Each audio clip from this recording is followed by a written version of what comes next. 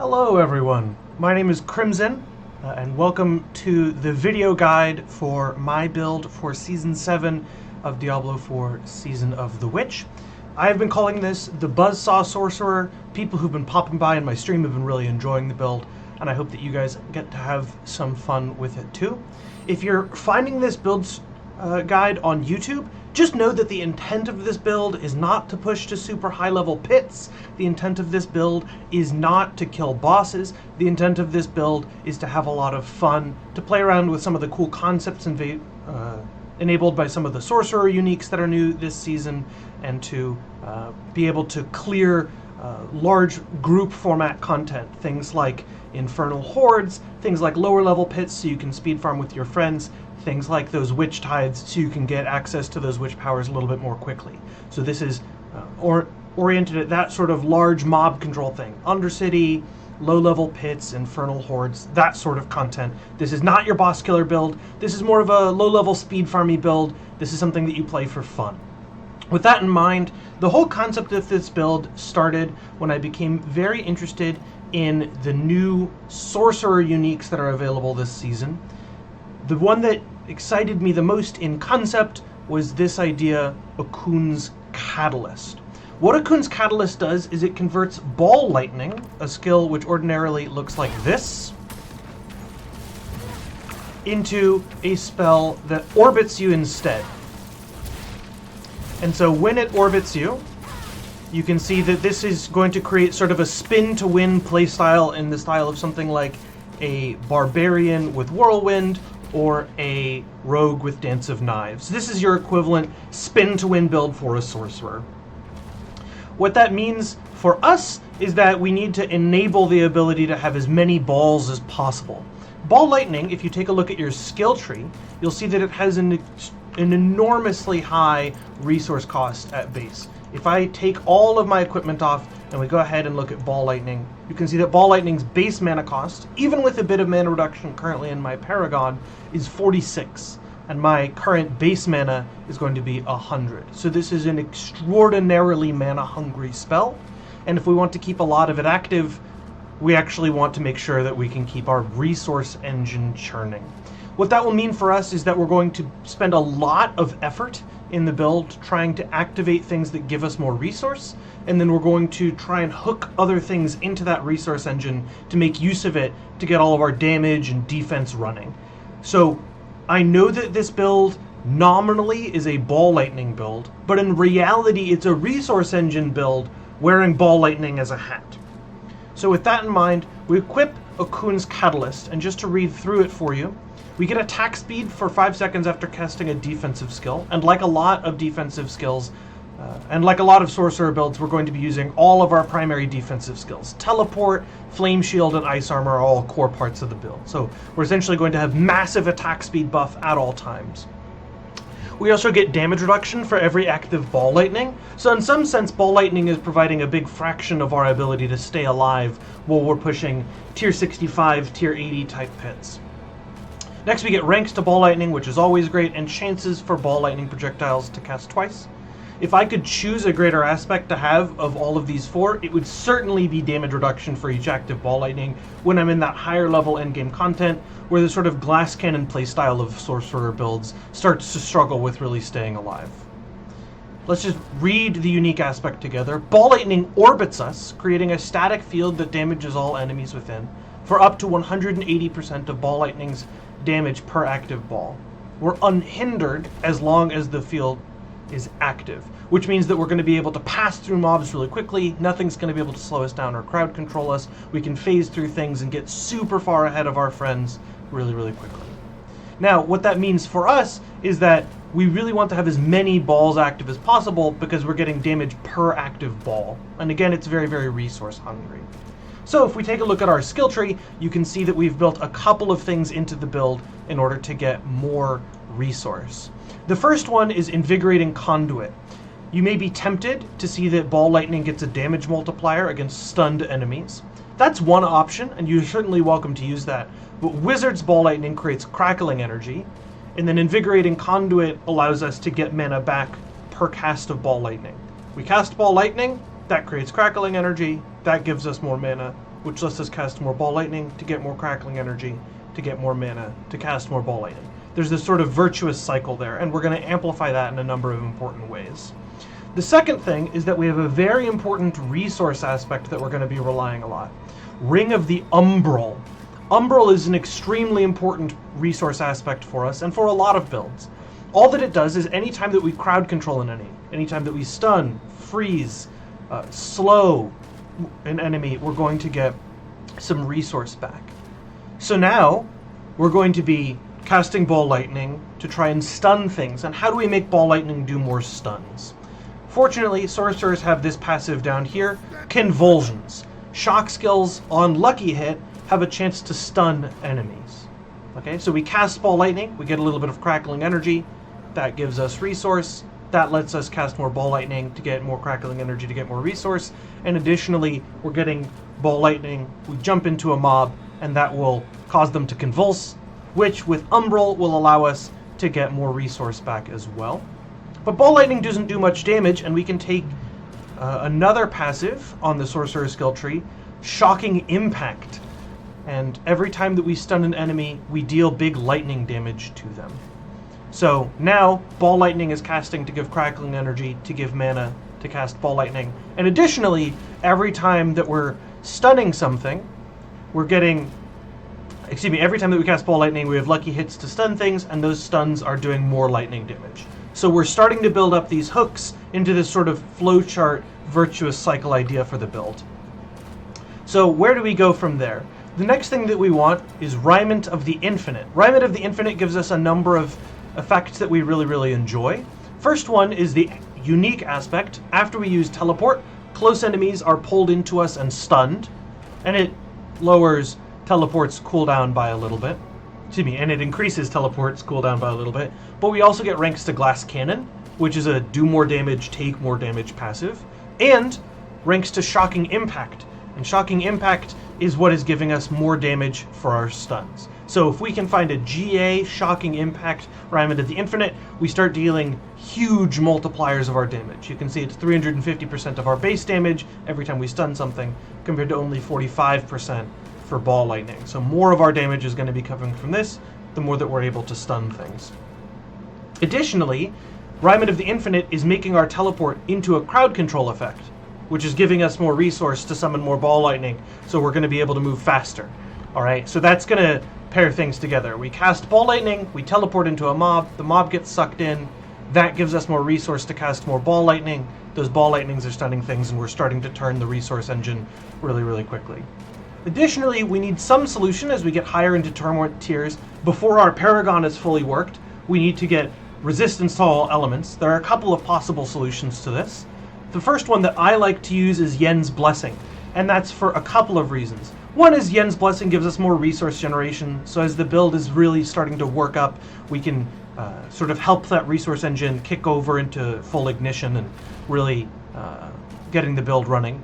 But also we get a big amount of all stats, which lets us activate our rare Paragon nodes as we get deeper and deeper into the Paragon tree. Fortunately, when we're hunting Okun's Catalyst, which drops from Lord Zir, Yen's Blessing also drops there, so the chances that we get a pair of boots that help us out with our resistances, our resource generation, and activating our Paragon nodes, just sort of for free while we're hunting the keystone item of the build, is very, very likely. So this is a nice item for us here. Later on, you may get interested in other things. If you have enough resource generation from other sources, you can get rid of Yen's Blessing and move on to other items. We'll talk about that in the build variants at the end. Next, we have a couple of key items here. The first one that we're going to talk about here is Gravitational. Gravitational on our pants means that every time that we cast more Ball Lightnings, we're going to have some of them implode, sucking in more enemies, and that means that once again, we're solving this problem that we have. We have everything orbiting us, which means we want enemies next to us. We also want to crowd control things to activate Umbral. And so Gravitational is solving both of those problems. Enemies get pulled in close, that means that they're touching our Buzzsaw of orbiting Ball Lightnings, and we get more resource to keep the very resource greedy spell, Ball Lightning, easy to cast in high amounts. Okay, so that's one thing. The next thing that we're going to talk about here is that we need additional sources of damage. Shocking Impact is going to be one of them, and we definitely want to work on that as well.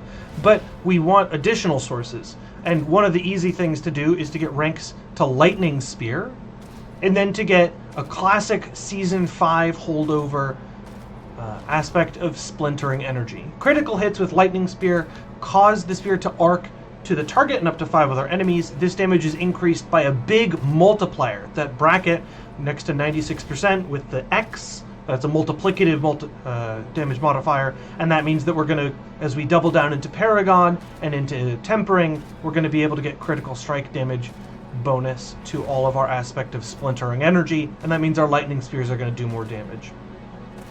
However, to keep all of this going, we need more convulsions, we need all of these things to cast twice, and that means that we're going to want more modifier for that. So our legendary aspect on our helm is going to be Fortune. While we have a barrier active, our lucky hit chance is increased. Very, very simple. We get more max resource on the helm, we get more cooldown reduction. This allows us to keep all of our modifiers active. And again, we're tempering ranks to convulsions onto all of these things, so that way we can keep both the resource from Umbral and the damage from Shocking Impact going with more convulsions. Now we're going to take a look at our weapon. Our weapon, this is entirely for style points. The couple of key things to point out here with our weapon choice, the aspect that we have is called Elemental Constellation. What that means is that we're going to get elemental daggers summoned by things. So more things are on autocast here. Again, that spin to win playstyle of having a one-button build. In our case, hold down Ball Lightning and win. And that means that we want more things to autocast. This is not damage optimal.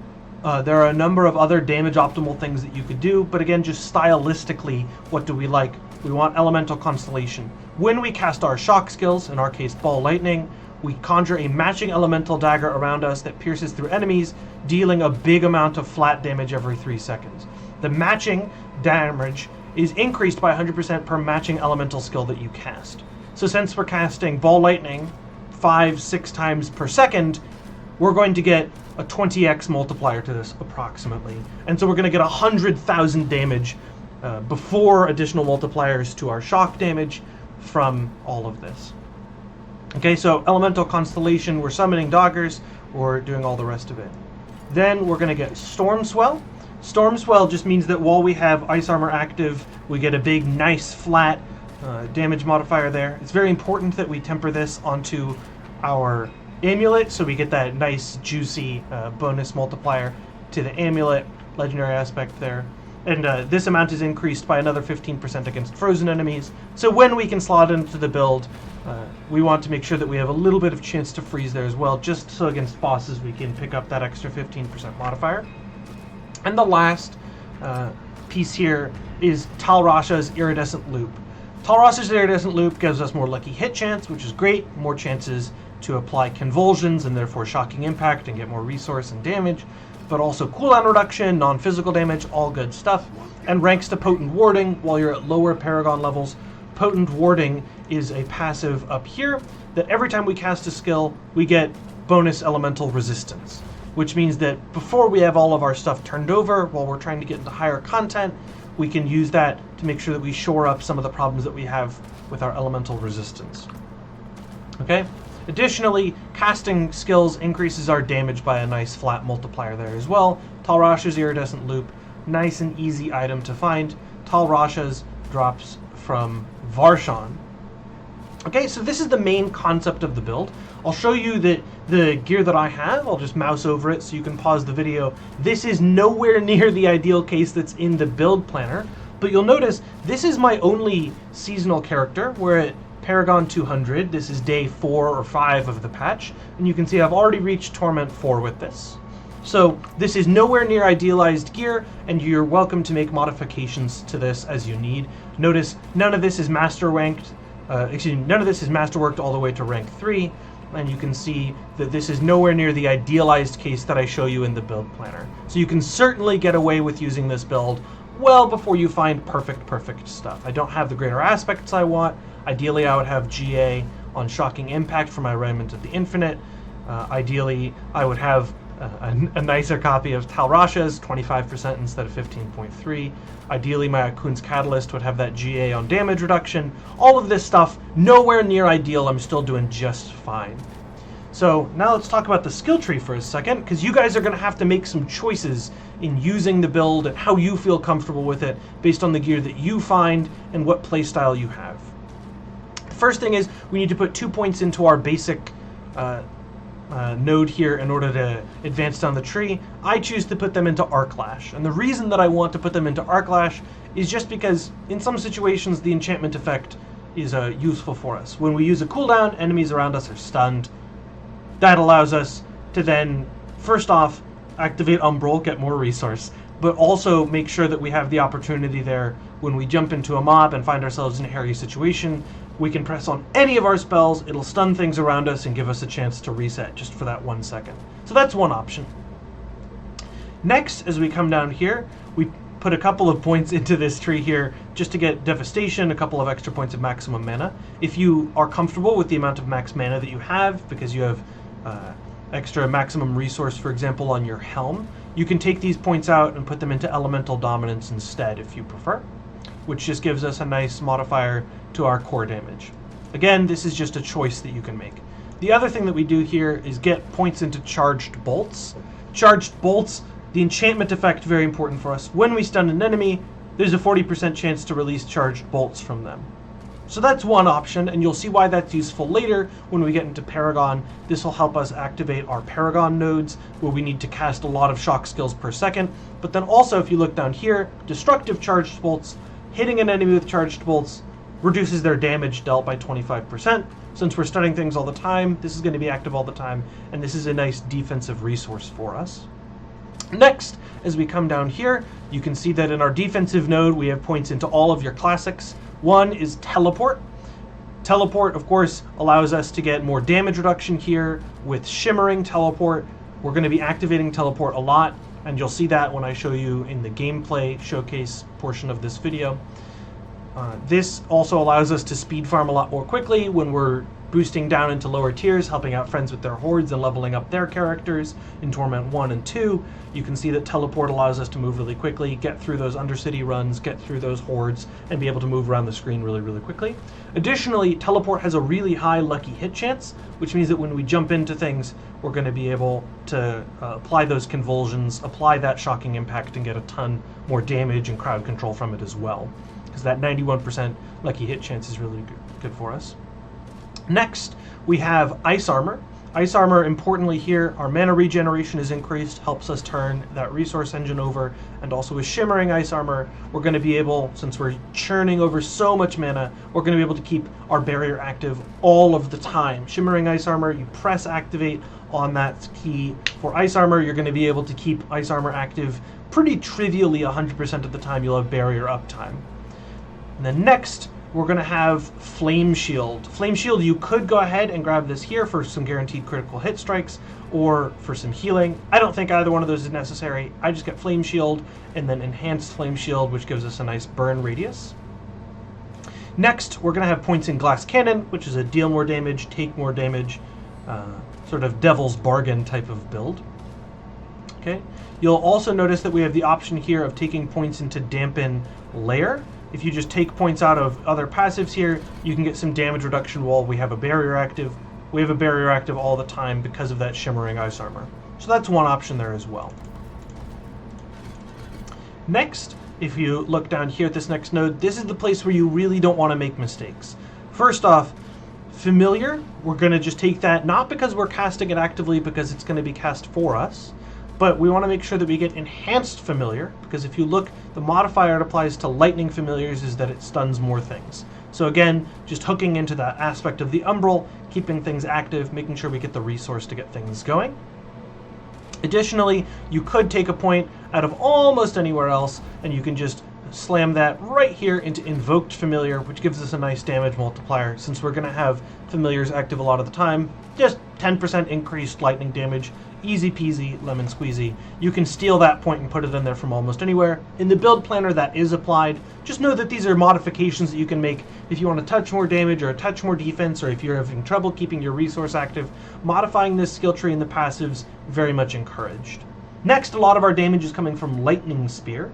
Lightning Spear has a good enchantment effect for us if we don't want to use either the ones from Charged Bolt or Arc Lash. You can definitely take the points out of Charged Bolt, put them into Elemental Dominance, and go ahead and use this enchantment effect, where when we absorb a Crackling Energy, we have a chance to spawn a Lightning Spear.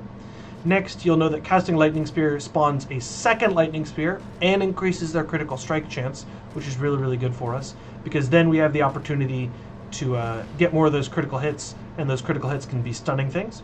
You can use Invoked Lightning Spear to get more critical strikes and imply more shocking impact. Or you can use Roaring Lightning Spear, which gives you a big modifier to your Lightning Spear when you collect Crackling Energy. This is my preference. If I feel that I want a little bit more damage from those shocking impacts, if I get lucky with my tempers, if I find a nice Rymant and an Amulet, and I have a ton of ranks to that shocking impact, these stuns from shocking impact may do a lot bigger fraction of our damage, and so I may switch this up later. But right now, this big juicy damage modifier is going to be very, very helpful for us, especially with that aspect of Splintering Energy, which lets out my Lightning Spears get a big modifier for my critical hit damage, stacking multipliers on multipliers, letting Lightning Spears do a big fraction of my damage there as well.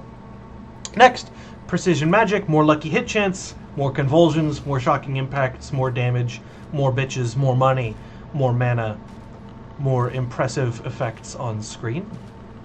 Next, as you take a look here, align the elements. We put a point in there, but just so we can get protection, and protection allows us to get more barrier, which keeps us alive for longer.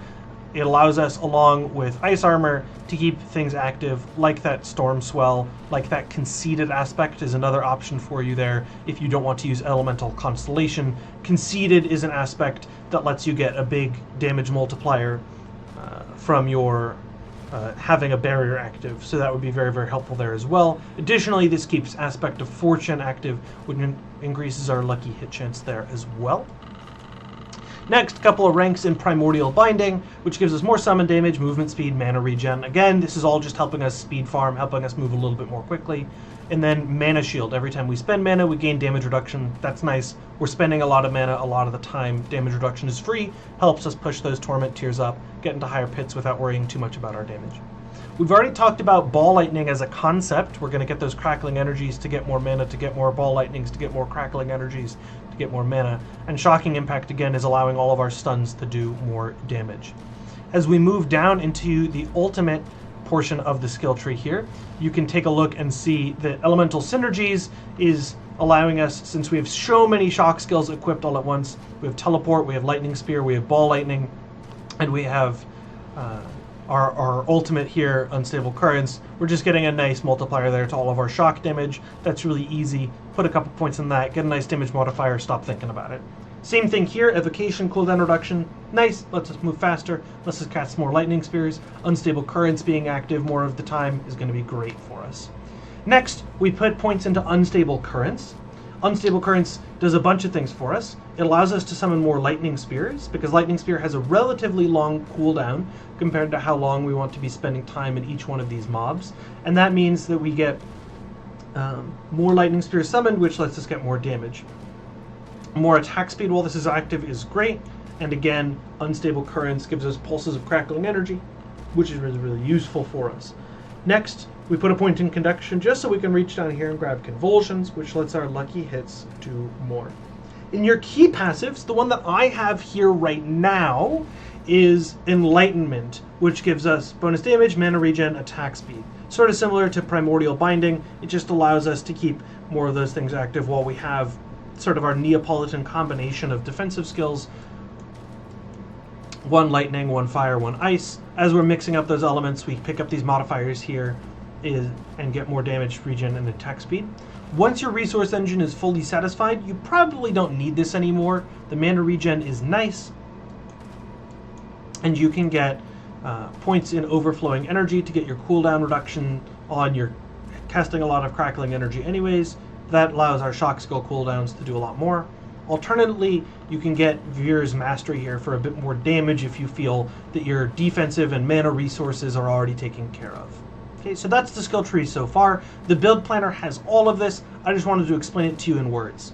A couple of things that you may note in terms of variance on the skill tree. If you need a bit more mana, we're going to get to how you apply burning in a second, but when burning is active, you can always take a couple of points out, put them in Fiery Surge, and that way when we're killing these burning enemies, which are burning from Flame Shield and from the application of Subo as our mercenary reinforcement, we're going to be able to get more mana regen from that. You can steal points from a variety of places here. You can steal them from all kinds of wonderful places, and you can just put a couple points in Fiery Surge to get more of that mana regen uptime. That's the first thing that I would think of. If you want more damage, there's definitely a lot of different ways to do that. Like I said, depending on your choice of what enchantment you're going to use, you can definitely take points out of charged bolts, get rid of that damage reduction, and go ahead and put that into elemental dominance to get more core skill damage from your ball lightnings. Similarly, you can steal points from teleport if you're willing to be a bit less mobile and put them into various different places. So please, if you find that you're struggling with mana or with barrier generation or with damage, modify the skill tree. Go and read all these passives, fiddle around with it, play the video game. Fiddle with things, play with the skill tree. This is not a set in stone optimized build. I've never opened a spreadsheet at any point in planning this for you guys. Okay? Now, let's talk about seasonal powers. Seasonal powers, it's probably optimal to have Vengeful Spirit when you're in super high level content, just because it's going to do some damage absorption for you, but entirely because it looks cool, I use Doom Orb. Because it looks cool. And I'm allowed to do things because I like them. The only thing that we feel really, really strongly around here is that we want Abyssal Resonance, where when we spend more resource, we deal a big pulse of shadow damage, and the more pulses of shadow damage that we do, we get eventually to suck people in. Sucking people in is great for us because, again, more crowd control means more resource with Aspect of the Umbral, and it means that people are touching us as we have more ball lightnings, and we love people touching our balls. As a matter of fact, it sucks people in to touch our balls, and we love people sucking our balls. In any case, Abyssal Resonance, very, very useful for us. This is going to be your #1 priority in ranking things up here. Additionally, for a bit more barrier generation, we can go ahead and put a point into Twilight Warding, just for more barrier generation there. Okay, the next thing that we really want is Fire Bats. Why? Because they look cool. No real points there, not a whole lot to say. Breath of the Coven is going to give us big attack speed and big bonus lucky hit chance. We already have an Eldritch effect both here and here. You can see that we have an opportunity to apply a Growth and Decay aura here as well. If we want to make sure that Breath of the Coven is going to be activated as well, we need to pick a Psyche effect. There are a variety of options for Psyche effects. I like Twilight Warding, but you could also put on Hex of Shattering and get rid of a few other options here as well, just to make sure that Hex of Shattering keeps everything going there, and that means that we get that bonus lucky hit chance to get more convulsions, to get more resource, to get more ball lightnings, and so on and so forth. So fiddle around with your seasonal powers.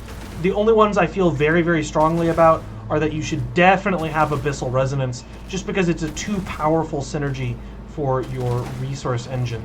Okay, so that's a basic guide to the seasonal witch powers. If you want to optimize this, we can definitely hop into chat and sort of fiddle out with things right there, making sure that this active right here, Breath of the Coven, is very, very useful. If you want to play with Piranado, you're perfectly welcome to. I think it looks dumb, so I'm not going to do that, but you're welcome to play with things any way that you want. If you hop into my Twitch chat at twitch.tv/crimsoncasts, you're more than welcome to help I'm happy to help you modify this to suit your playstyle, to get more damage. We can modify different things. Perfectly happy to do that. But I'm happy hanging out in Pit 65, pushing different things, and having a ton of fun with a build that looks cool. Okay, now let's talk about mercenary reinforcements. We're going to go ahead and use Rahir. The reason that we want to use Rahir is because we get nice big +% armor, which helps us progress through our torment tiers. You'll notice that nowhere in the build guide have we actually tempered bonus % armor, nor have we gone out of our way to have it slotted onto any piece of gear. Rahir helps solve that problem. And additionally, Valiance lets us do increased damage with our core skills, and cost no resource. So when Iron Wolf's Call is satisfied for us, we get a few extra ball lightnings for free. Next, when we look at Subo can throw Molotovs for us every 11 seconds, and that does burning damage for us, and that together with Flame Shield allows us to activate our Fiery Surge point if we would like to get some more mana regeneration here. If you're satisfied and you're high enough in Paragon that your armor is already taken care of, you can get rid of Rahir and replace him with Aldkin for a bit more shadow or fire damage, just to sort of keep the automatic damage engine turning. Personally, I just leave Rahir on, lets me think a little bit less defensively and play a little bit more aggressively, but you guys are welcome to modify that, especially as you get higher into Paragon. Speaking of getting higher into Paragon, let me show you the tree. The version that is in the build planner is very, very slightly different than this. The orientation of one build is different just because when I was fiddling with it, I fiddled with it and got a bit more stuff out there for you. But just to show you, you can come down here on our starter board. We're going to be using Adept. Adept just gives us more mastery skill damage for every point of int that we have. Our next board, our second board, is going to be Ceaseless Conduit, which when we have Crackling Energy gives us a bonus 1.6 multiplier to all of our damage. Our multiplier, our glyph that we're going to get in here is Destruction, which lets us deal increased damage here. This is very slightly different than what's in the build planner. Just know that you don't really need to optimize this build in order to get into Torment 4, and it's going to hit a ceiling no matter what, so don't sweat it too much, have some fun. Okay, we're going to make sure that this is active by grabbing just enough dexterity to get that critical streak damage multiplier there from the additional bonus, and then we're going to move on. Our third board over here is going to be Static Surge. Hitting enemies at least 8 times in 1 second with shock skills restores our max mana and increases our damage by 1.5x for 8 seconds. This cannot be refreshed while active. So when I was saying earlier, our enchantment with those charged bolts over here allows us to activate more shock skill casts and do a little bit more damage. That's what I meant we would be activating there. That Static Surge legendary node keeping active gives us a bit more mana. We touch down here to grab some resource cost reduction and damage to stunned enemies. Grab a couple points just to make things a little bit easier. And here we're going to have Electrocute. Electrocute grants bonus to rare nodes, and the ones near it on this board are critical strike damage and lightning damage, which are great for us. And then we can go ahead and get some bonus lightning damage. And we get lightning damage has increased critical strike damage against enemies who are stunned, immobilized, or frozen. Easy stuff for us. Our fourth board, if we come up here, is going to be Fundamental Release, which increases all of our non-physical damage right there, and that's going to be really, really great. Every time that we're playing Vulnerable, burning, or critically striking an enemy, they increase damage from us by 1.5x, and our ultimate skill damage is increased there as well by a small modifier. Again, you'll notice I haven't even capped out the current bonus on this, nor do you need to in order to reach Torment 4. I promise. Our glyph here is going to be Conjurer, which increases our conjuration damage. Those lightning spears are going to be doing more for us, and increases our conjuration critical hit chance, which is really nice. You'll notice that since we have increased critical hit chance from a number of places on our Paragon, that in the build guide version of this, that you can see in the max roll build planner that I linked, you'll actually be able to hit 100% critical hit chance on your lightning spears very, very easily, and so you're going to be able to get all of your damage going right there. You can get those nice splintering energy procs very, very easily. Grab some legendary nodes, damage reduction, a little bit more damage reduction. By the time you're high enough in Paragon to be reaching here, you're going to be taking a lot of damage from enemies. You'll have some ranks to Glass Cannon, you'll need the help. Next, our fifth board, and again, this is very slightly different. We reach it from a different orientation in the build planner version, but it's going to be pretty similar here. Elemental Summoner. Our conjuration skills have reduced cooldown, more lightning spears, and reduced mana cost, more lightning spears.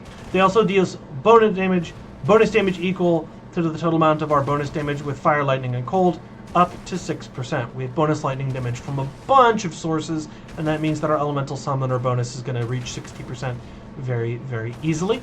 On this board, we get some useful things here. First one, Conjuration cooldown reduction. Very, very nice for us.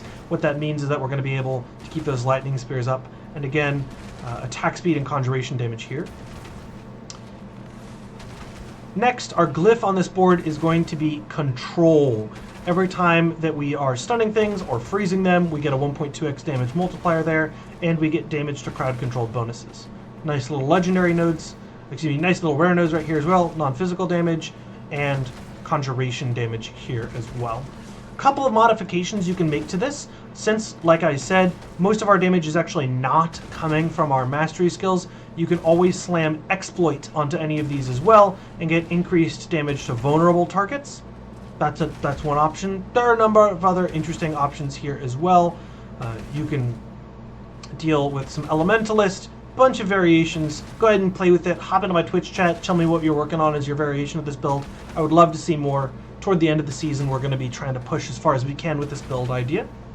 But that's the basic idea of the build, and a bit of tutorial through the skill tree and Paragon. The build planner on the website shows you an idealized version of this progression where I did a touch more tweaking in order to optimize things than I did when I was piloting this build for the first time, but I'll show you some build content here, and we can go ahead and play through a level 50 pit just so you can get an idea of what is possible. But some playstyle notes before we get to the build showcase. If I go ahead and set up multiple training dummies, because again, this is meant for group play content, you'll notice I will have bound Ball Lightning to my scroll wheel here. And so as I'm spamming it, I'm going to kind of get more of this, and then I'm going to be activating things. I'm walking in a little figure 8, and the reason I'm walking in this figure 8 is to pick up more of the crackling energies that allow me to get more mana. Pay close attention to my mana orb here. Okay, and as I'm doing this, I'm going to eventually be able to activate unstable currents. I'm going to be casting my lightning spears and keeping my barrier active. First, take a look at ice armor. When I activate it, you'll notice that the more resource I spend, its cooldown goes down, and I can recast it before it's even expired. Okay.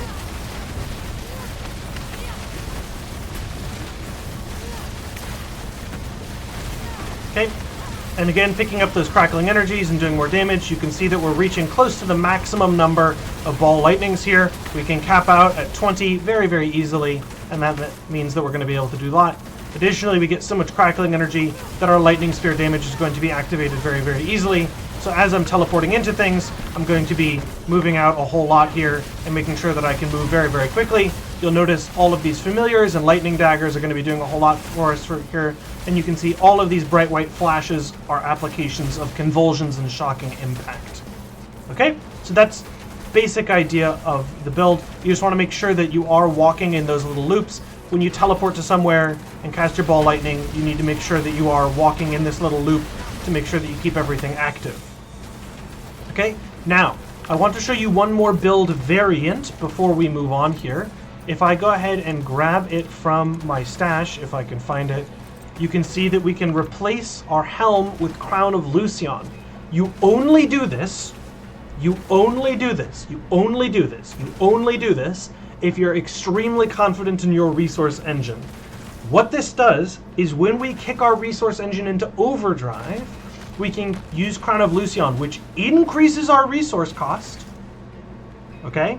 Which allows us to get more activations of Abyssal Resonance, which allows us to turn over all of these things like our rune word, Pock Cry, where we spend more resource, we get Spiritborn Vortex, which pulls more things into the Buzzsaw of all of our lightning spears. This increases our resource cost and gives us an additional multiplier to all of our damage, a perfect Crown of Lucian with bonus cooldown reduction and lucky hit chance. We'll be activating more convulsions and getting more resource that way. But notice, on my non-optimized, non-endgame version of the build that I'm playing right now, you can see that as I do this, it's much, much harder for me to reach that maximum number of ball lightnings, okay? Because I just simply can't keep everything churning. But if you get your resource engine really, really churning, you can get to a higher number of ball lightnings here, and Crown of Lucian will give you a big, big multiplier to your damage. Similarly, if you have the stats available to keep all of your Paragon nodes active, you can get rid of Yen's Blessing and replace it with Rakanoth's Wake, which will allow you to play a little bit faster, mostly because of the cooldown reduction. It'll still solve all of our resistance to all elements problems, and it gives us a cool effect, which is entirely cosmetic, that when we cast skills with cooldowns, like Lightning Spear, like our defensive skills, we deal fire explosion damage. Okay? But again, this is something that we can only do, we can only slot in Crown of Lucian and Rackonoth's Wake once we're very confident in the efficacy of our resource engine solving all of our problems already. Okay? Before that, we just keep Helm of Fortune on, we get those conversion ranks, we get that additional maximum resource, we keep Yen's Blessing on, we get that additional resource generation, that additional all stats there, and we're going to be good to go. Now, mythic unique options for you guys. The one that I would really encourage you to look out for, especially if you're going to be using Crown of Lucian, is a Ring of Starless Skies, which will counteract the effect. Crown of Lucian torques up our resource cost when we cast skills. Ring of Starless Skies torques down our resource cost when we cast skills. And these two will offset, and that means that you're going to be able to get that damage multiplier from Crown of Lucian for free. Okay, so Ring of Starless Skies, very, very useful for us. Additionally, bonus ranks to core skills is going to be very, very nice. But just know that this is an option for you in the end game if you would like to do it. I'm going to hop over here into Karagar. We're going to run a mid-level pit, something like a pit 45 or 50, just to show you how the build works. And then that way you guys can hop onto the build planner, try everything out, and have a ton of fun. Okay, so I'm going to activate a couple of things for myself here. One is I don't really need this because my elemental resistances are already solved. You can see I'm fully capped out before I have any skills cast, before I have anything else done, and I'm in Torment 4 right now. But we're going to get Spiral Morning, which increases our all stats by 60. When we activate Spiral Morning, you'll notice on board 5, for example, we don't have the dexterity to get the bonus from Swift Conjurer. We barely have the willpower to get the access to a Reservoir here. You'll notice that here we don't have the dexterity for Conjurer, and here we don't have the willpower for Keeper of the Elements. But with activation of this incense, Spiral Morning, we'll just grab a bunch of these, and you'll notice that all of those nodes will be active for us now. Active, active, active, active. And again, you can use that if you're going to get away from Yen's Blessing. You can use that Spiral Morning to offset that a little bit. Next, our defensive incense. We have a bunch of options here. Increasing Thorns is all right. Dodge chance we don't really care about. Armor can be solved with the Song of the Mountain if we're not happy with our options here. But I use Redamine Buzz just because we want that little bit of extra max life.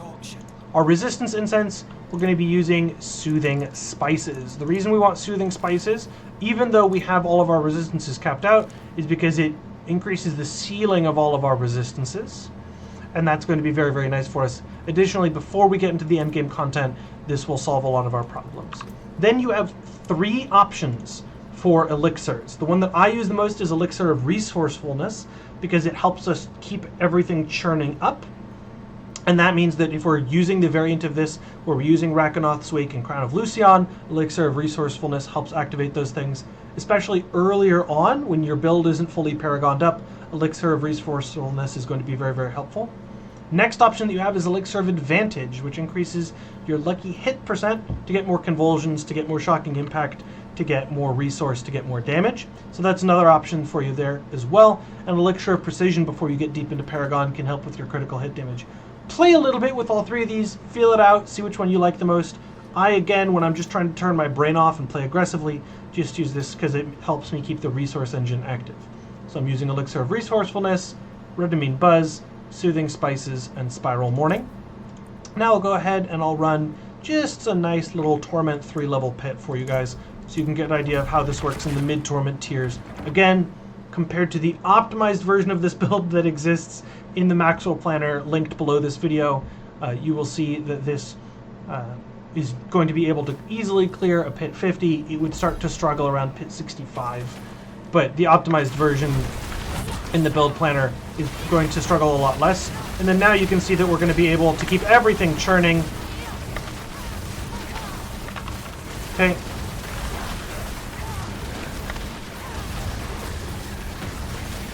And you can see that we're getting everything sucked into us really, really aggressively. We can move super, super quickly here.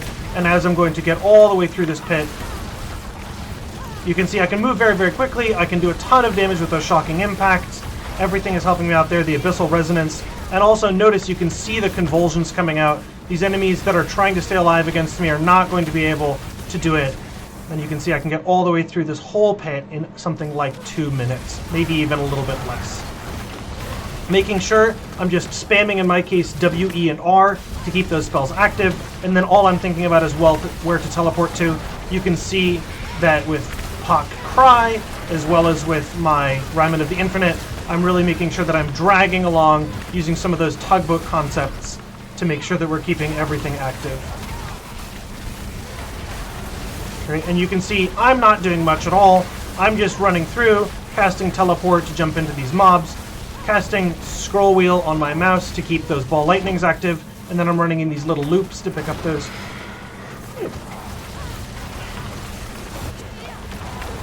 I'm running in these little loops to keep up those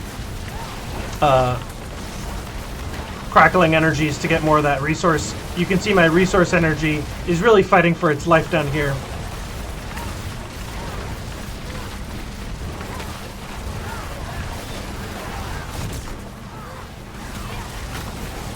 Right? Take a look, you can see all of these enemies are convulsing. See, they're really struggling to attack, and then I get all the way into the end of the pit. And again, 2 minutes to clear the pit right there. Now, we do struggle against the boss, which is why I don't recommend this for high-end content, but on a pit 50, the build is certainly strong enough to do as much as we want. To clear the Scourge of the Land here, I am literally taking my hand off of the keyboard. It's such a no-brainer build. Keep everything active there, and the ball lightning will eventually shred on our behalf. If we activate that unstable currents and cast some lightning spheres, we can get more of that damage uptime there as well. So hopefully that keeps you guys entertained for a little bit here. I have been enjoying this build tremendously. I'm going to move away from it for the next couple of days because there's a build concept I want to work on with Vox Omnium and Paingorser's Gauntlets, but for now you guys should be able to enjoy this plenty. I hope that you guys enjoyed this build guide. There is a link to the Maxwell Planner as well as to my Twitch stream. I'll be live all of the rest of today as well as tomorrow. I'll be playing on this build. I'll be working on another build for your Sorcerer content, and you guys can enjoy some speed farming content. Clear the tier 50 pits, power level your friends, get through those Undercity runs, and enjoy playing some Diablo 4 in Season of the Witch. Hope you guys had fun. Peace.